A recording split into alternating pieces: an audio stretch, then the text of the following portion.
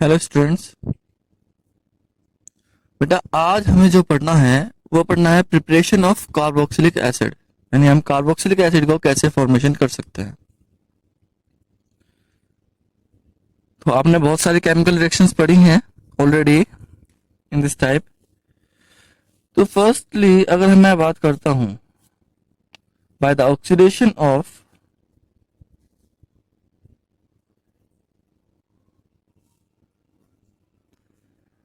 Primary and primary alcohols and aldehydes. Aldehyde और primary alcohol से के ऑक्सीडेशन से हम हमेशा carboxylic acid, corresponding carboxylic acid, जिसमें जितने कार्बन अल्कोहल में या एल्डिहाइड में होंगे उतने ही कार्बन का आपका कॉरस्पॉन्डिंग कार्बोक्सिलिक एसिड बनेगा। यानी आप अगर आर टू ओ एच को ऑक्सीडाइज करते हो तो आपको मिलेगा are C O O H, या फिर आप आर सी एच ओ को ऑक्सीडाइज करते हो तो आपको आर सी ओ एच मिलने वाला है। समझ वाली बात। तो यहाँ पर आपको सीधे ऑक्सीडेशन से करस्पॉन्डिंग कार्बोक्सिलिक एसिड मिल सकता है। क्वेश्चन अराइज होता है कौन से ऑक्सीडाइजिंग एजेंट हम यहाँ यूज कर सकते हैं। बहुत सारे ऑक्सीडाइजिंग एजेंट्स होते हैं, तो हम यहाँ कौन कौन से यूज कर सकते हैं। तो हम बेटा यहाँ पर KMnO4 यूज कर सकते हैं। KMnO4 हम एसिडिक मीडियम में, बेसिक मीडियम में और आपका न्यूट्रल मीडियम में, हम तीनों मीडियम में KMnO4 का यूज कर सकते हैं। या फिर हम यूज कर सकते हैं K2Cr2O7 इन एसिडिक मीडियम। ठीक है।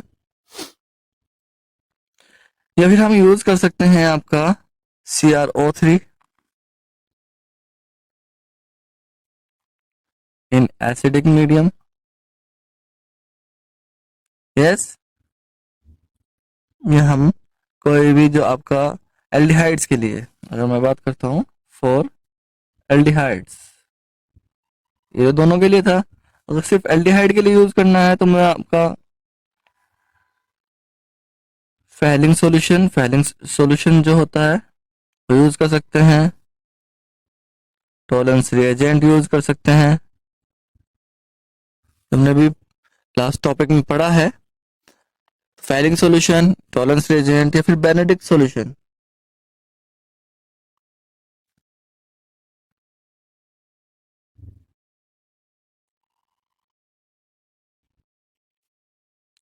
बेनेडिक्ट रिएजेंट कह सकते हैं, हम यूज कर सकते हैं।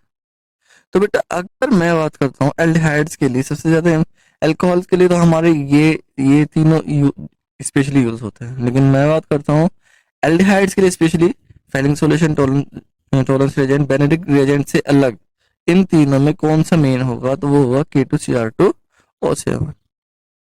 यहाँ पर आपको एक चीज बतानी जरूरी है, अगर हम KMnO4 एसिडिक मीडियम लेते हैं, H2SO4 रेडियम, और बेटा H2SO4 अल्कोहल का ऑक्सीडेशन किससे कर देगा, कार्बोक्सिलिक एसिड से। लेकिन जब ये रिएक्शन बन जाएगी RCH2OH एंड RCOOH का फॉर्मेशन हो जाएगा वहां पर, यानी सम कार्बोक्सिलिक एसिड का, सम अल्कोहल का, और वहां पर H2SO4 प्रेजेंट होगा, तो क्या होगा। तो इस केस में पॉसिबिलिटी बेटा ये है कि वो एस्टर का फॉर्मेशन भी करे। इसीलिए KMnO4 के साथ हम प्रेफर जो करते हैं वो KOH को प्रेफर करते हैं। समझ वाली बात क्यों करते हैं, क्योंकि अगर H2SO4 वहां पर होगा तो एस्टर का फॉर्मेशन हो सकता है। अब क्वेश्चन एनालाइज होता है K2Cr2O7 CrO3 के साथ क्यों नहीं होता जी, क्योंकि वहां पर KMnO4 के साथ वो स्ट्रॉन्ग ऑक्सीडाइजिंग एजेंट के यूज करता है, स्मॉल अमाउंट यूज होता है, लेकिन वहां पर इन दोनों के साथ उसका स्पेशल या फिर कह लीजिए इक्वल अमाउंट और लेस अमाउंट यूज होता है। समझ वाली बात। चलिए, तो ऑक्सीडेशन से हम एल्डिहाइड कीटोन्स का फॉर्मेशन कर सकते हैं। चलिए नेक्स्ट रिएक्शन की चलते हैं। फ्रॉम एल्कीन्स, क्या बेटा, फ्रॉम एल्कीन्स, या कह लीजिए from oxidation of alkenes, oxidation of alkenes. Alkene के ऑक्सीडेशन से भी हम कार्बोक्सिलिक एसिड का फॉर्मेशन कर सकते हैं। बेटा देखो, अगर हम आपका एल्कीन लेते हैं RCH डबल बॉन्ड CHR और इसे ऑक्सीडाइज कराएं, इसको हम ऑक्सीडाइज कराएं तो हमें क्या मिलने वाला है, हमें कोरस्पोंडिंग ये वाले बॉन्ड ब्रेक होंगे और यहाँ पर RCH सॉरी RCOH के 2 मॉलिक्यूल मुझे मिल जाएंगे। RCOH के 2 मॉलिक्यूल मुझे मिल जाएंगे। अब ये डिपेंड करता है मुझे कौन सा एल्कीन चाहिए, कैसी यील्ड चाहिए, इसके ये डिपेंड करता है कि मैं कौन उसके हिसाब से मैं अपना एल्कीन लूंगा। अब आपके एल्कीन सॉरी सिमेट्रिकल और अनसिमेट्रिकल हो सकती है। अगर मैं सिमेट्रिकल लूंगा तो मेरा प्रोडक्ट ज्यादा प्योर आएगा, अगर मैं अनसिमेट्रिकल लूंगा तो मुझे मिक्सचर मिलेगा। फॉर एग्जाम्पल अगर मैं कहूँ कि मेरे पास है RCH डबल बॉन्ड CH2R और मैं इसे ऑक्सीडाइज करा रहा हूँ, ओके, तो मुझे एक तो मिलेगा ये वाला बॉन्ड ब्रेक होगा तो RCOOH, दूसरा RCH2COH, तो मुझे यहाँ पर मिक्सचर ऑफ एसिड्स मिलेगा और मुझे इन्हें सेपरेट करना पड़ेगा। लेकिन अगर मैं यहाँ सिमेट्रिकल एल्कीन लूँ तो मुझे मिक्सचर ऑफ एल्कीन कह लीजिए कार्बोक्सिलिक एसिड नहीं मिलेगा, बल्कि मुझे एक सिंपल कार्बोक्सिलिक एसिड का फॉर्मेशन मिलेगा। अब क्वेश्चन एनालाइज होता है कि भाई हम यहाँ पर कौन सा ऑक्सीडाइजिंग एजेंट लेते हैं। द ऑक्सीडाइजिंग एजेंट अगर आप यहाँ पर लोगे तो वही KMnO4 in basic medium, it is the best oxidising agent for this reaction. ठीक है, चलिए भाई, तो एल्कीन्स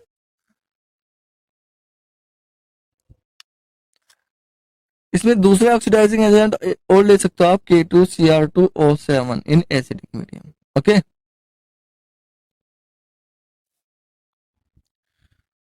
चलिए अब बात करते हैं नेक्स्ट केमिकल रिएक्शन की, फ्रॉम नाइट्राइल्स एंड एमाइड्स। कह लीजिए बाय द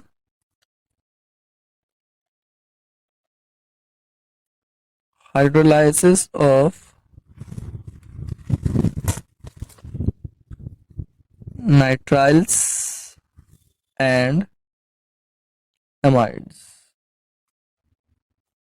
नाइट्राइल्स और एमाइड्स यानी आप बात कर रहे हो RCN की एंड आप बात कर रहे हो RCONH2। यस, तो बेटा जब आप इन दोनों की हाइड्रोलाइसिस कराते हो जनरल एसिड से, मैं बात कर रहा हूँ एमाइड्स की बात कर लेते हैं पहले। जब हम RCN की हाइड्रोलाइसिस कराते हैं, ठीक है, H2O से रिएक्शन कराते हैं एसिडिक मीडियम या फिर कह लीजिए बेसिक मीडियम में, दोनों मीडियम में किसी भी मीडियम में हम इसकी रिएक्शन करा सकते हैं। तो ऑन हीटिंग ये हमें RCONH2 का फॉर्मेशन करता है। किसका फॉर्मेशन करता है? अमाइड्स का फॉर्मेशन करता है। क्लियर है? और यही अमाइड्स RCONH2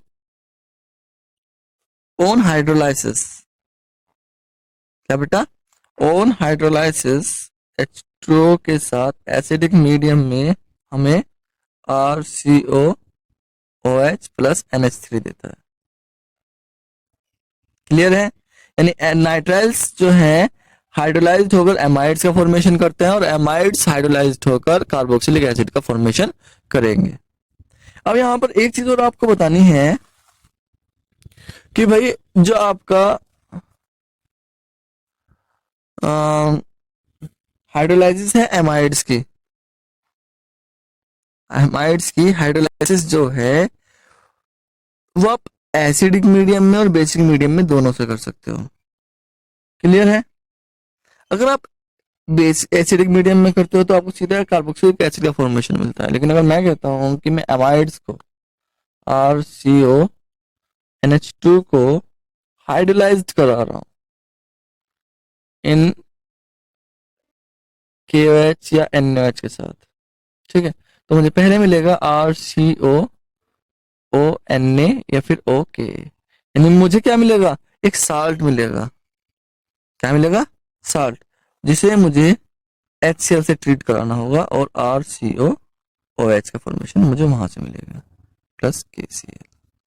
समझ में आई बात आपको? तो एमाइड से आप इजीली नाइट्राइल से और एमाइड से इजीली कार्बोक्सिलिक एसिड का फॉर्मेशन कर सकते हो bye there hydrolysis. Is that clear? चलिए अब बात करते हैं नेक्स्ट रिएक्शन की। तो bye Grignard reagent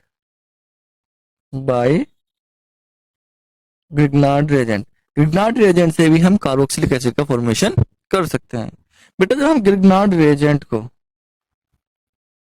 carbon dioxide gas से ट्रीट कराते हैं, किससे? कार्बन डाइऑक्साइड गैस से ट्रीट कराते हैं,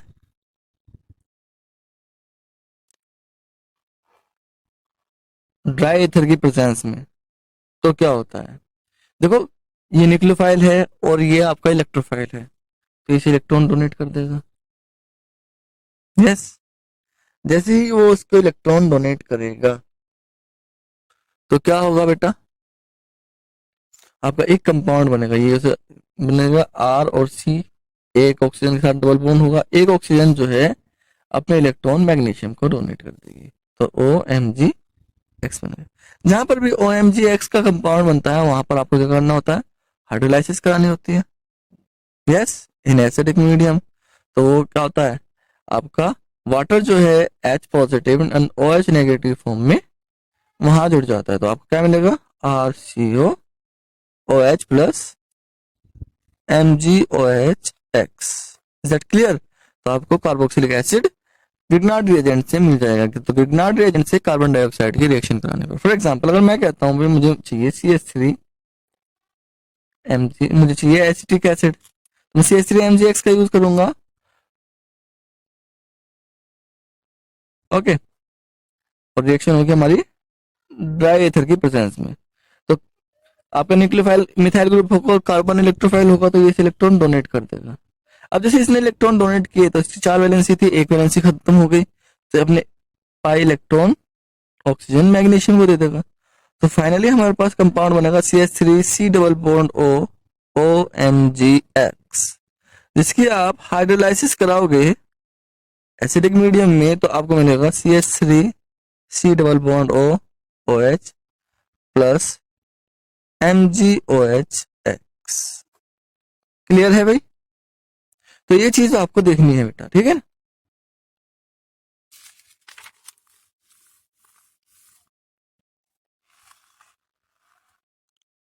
नेक्स्ट रिएक्शन क्या है? नेक्स्ट रिएक्शन अगर हम बात करते हैं तो नेक्स्ट रिएक्शन है बेटा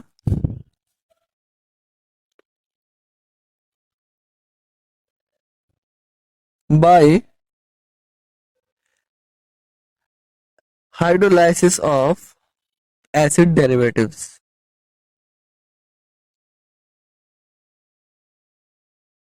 हाइड्रोलाइसिस ऑफ एसिड डेरिवेटिव्स, जो एसिड डेरिवेटिव्स होंगे उनकी हाइड्रोलाइसिस करने के बाद आपको कार्बोक्सिलिक एसिड कंपाउंड मिल जाएंगे। एसिड डेरिवेटिव्स लाइक RCOCl यानी एसिड हैलाइड,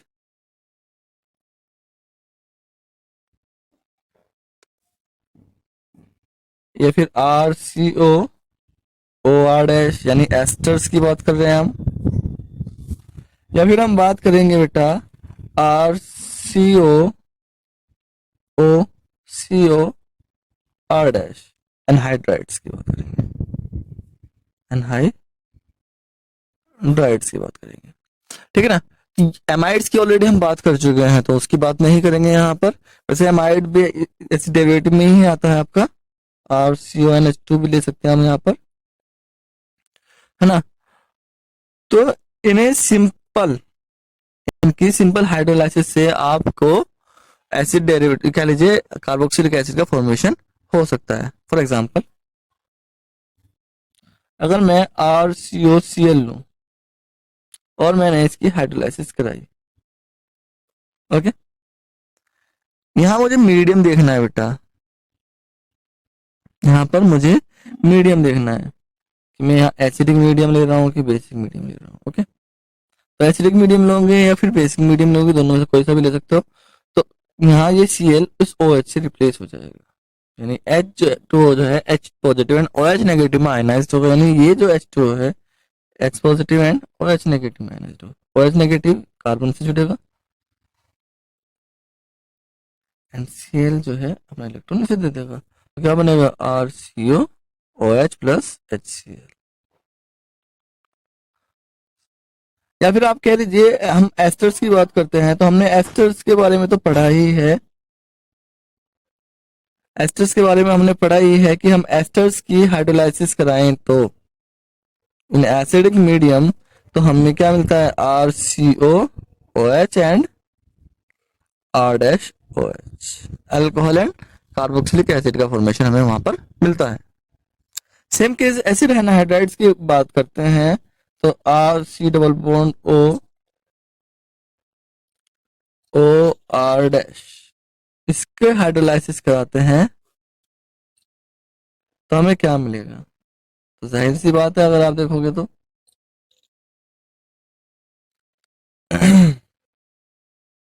ये तो कुछ और ही बन गया, ओके। तो यहाँ पर एच टू एच और ओ एच नेगेटिव में जाएगा तो बेटा ये वाला कोई सा भी बॉन्ड ब्रेक हो जाएगा, तो कार्बन ऑक्सीजन ये वाला या फिर ये वाला, इन दोनों में से कोई सा भी बॉन्ड ब्रेक हो सकता है, डिपेंड करता है। अगर ये वाला बॉन्ड ब्रेक होता है तो ओ एच जाएगा इसके पास और एच जाएगा इसके पास, तो हमारे पास क्या बनेगा R C O H and R dash C O H. Clear है बेटा।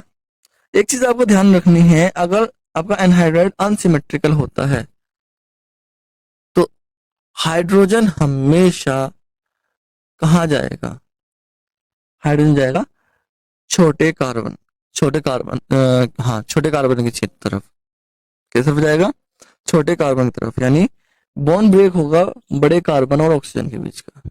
एग्जांपल ले लेते हैं, मान लो हमारे पास acetic anhydride C H three C O C double bond O C two H five है, यस ये एनहाइड्राइड है इसमें इथाइल और मिथाइल ग्रुप है। और जब आप इसकी हाइड्रोलाइसिस कराओगे, ठीक है, तो बॉन्ड किस तरह ब्रेक होगा, तो बॉन्ड बेटा ये वाला बॉन्ड ब्रेक होगा always H positive and O H negative, ठीक है। तो आपको प्रोडक्ट तो सेम मिलना है C H three C O H, तो आप बॉन्ड ब्रेकिंग दिखाओ ना दिखाओ डज नॉट मैटर, लेकिन आपको पता होना चाहिए कि कौन सा बॉन्ड ब्रेक होगा। सुन वाली बात।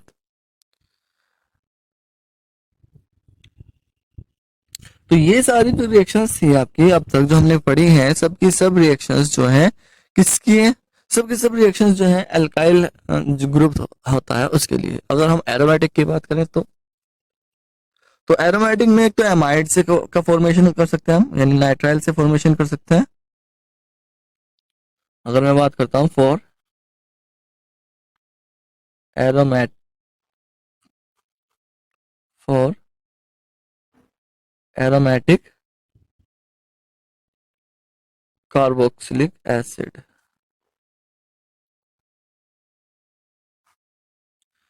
तो फर्स्ट तो आप नाइट्राइल से बना सकते हो, ठीक है, फ्रॉम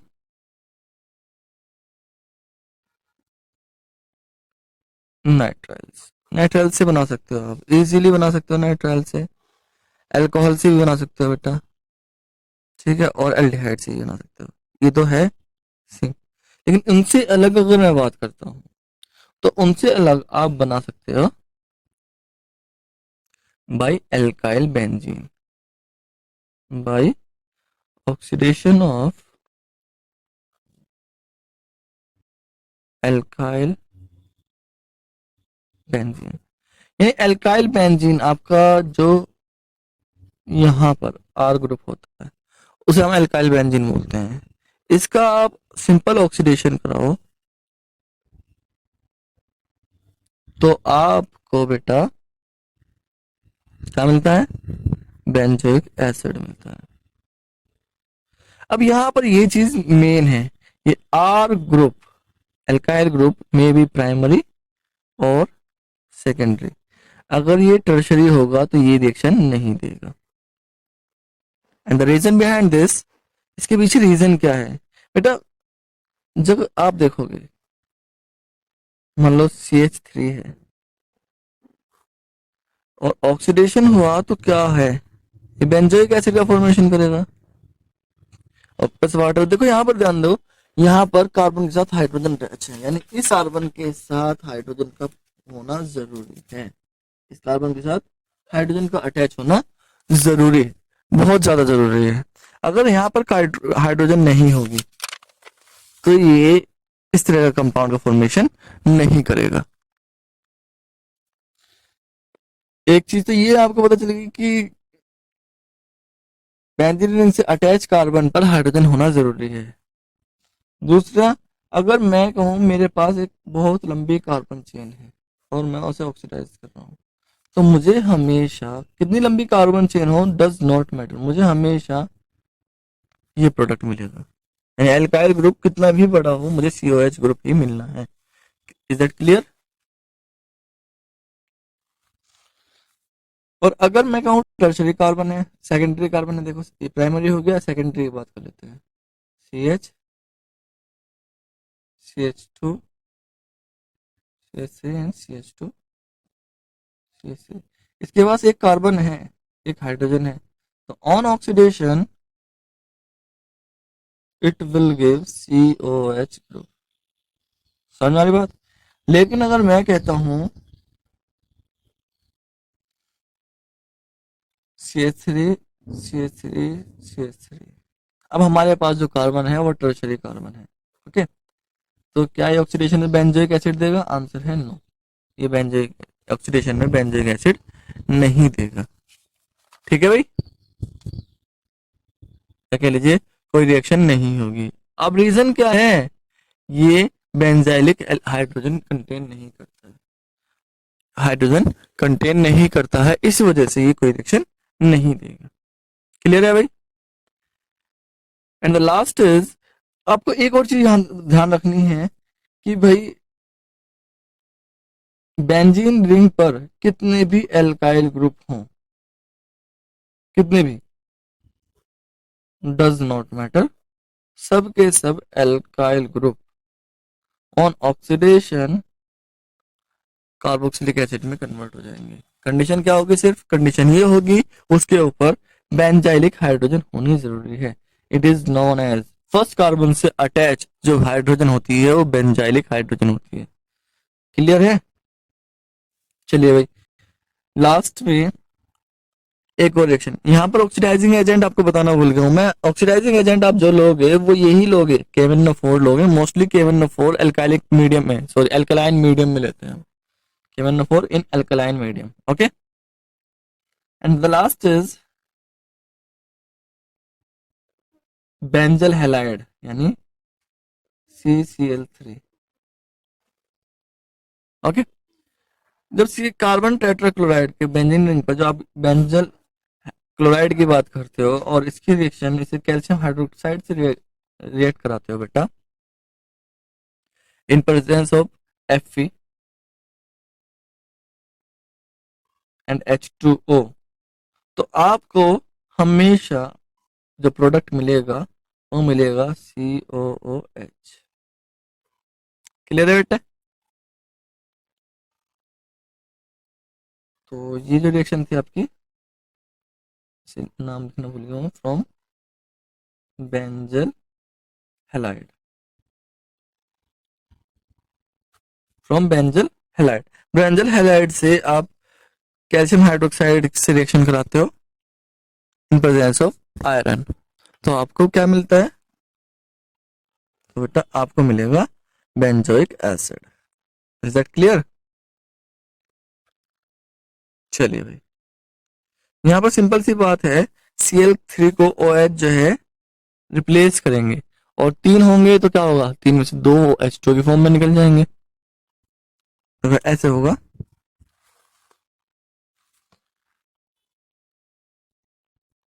जब हम CCl3 की बात करेंगे और उसे ट्रीट कराएंगे CaOH की होल ट्वाइस से इन प्रेजेंस ऑफ Fe, तो क्या होगा, जो कार्बन था आपका, उस कार्बन पर 3 OH, 3 हाइड्रोक्साइड मॉलिक्यूल अटैच हो जाएंगे, और Cl जो है Cl2 या Cl3 की फॉर्म में अलग हो जाएगा। अब क्या हो रहा है यहाँ पर, जब इस तरह केस होता है तो एक ही कार्बन पर एक से ज्यादा हाइड्रोक्साइड हाइड्रोक्साइड ग्रुप जो होता है वो स्टेबल नहीं होता, तो आप उसे, उसमें से वाटर मॉलिक्यूल निकल जाएगा। ओके, तो क्या बचा, CO, ठीक है ना। तो ये था आपका method of preparation of carboxylic acid, आपको ये पढ़ना है।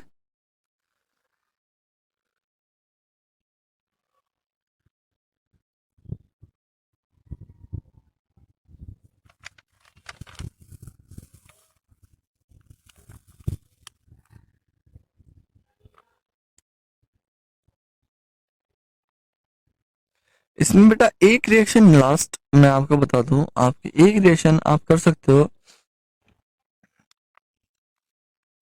ओलिफिन्स, यानी आप कह लीजिए एक नेम रिएक्शन है जिसे हम कोच रिएक्शन कह रहे हैं। क्या रिएक्शन कह रहे हैं? Coach reaction. यहाँ पर आपके जो एल्कीन्स होते हैं, आपके जो एल्कीन्स होते हैं उनकी रिएक्शन होती है, ठीक है ना। मान लो CH2 डबल बॉन्ड CH2 है, तो कार्बन मोनोऑक्साइड से रिएक्शन कराते हैं कि वाटर के साथ, और जब ये रिएक्शन होती है बेटा तो हम फॉस्फोरिक एसिड लेते हैं H3PO4, तो हमें जो प्रोडक्ट मिलता है वो प्रोडक्ट मिलता है CH3 CH2 COOH, एक एडिशन प्रोडक्ट मिलता है। क्या मिलता है? एक एडिशन प्रोडक्ट मिलता है, ठीक है ना। इस रिएक्शन को हम कोच रिएक्शन कहते हैं। या आप याद रखना, आपको एल्कीन्स के लिए, फ्रॉम एल्कीन्स भी लिख सकते हो आप इसे, एल्कीन्स का, एल्कीन्स से कार्बन मोनोऑक्साइड और वाटर की रिएक्शन कराने का। ठीक है बेटा, आज के लिए इतना, थैंक यू।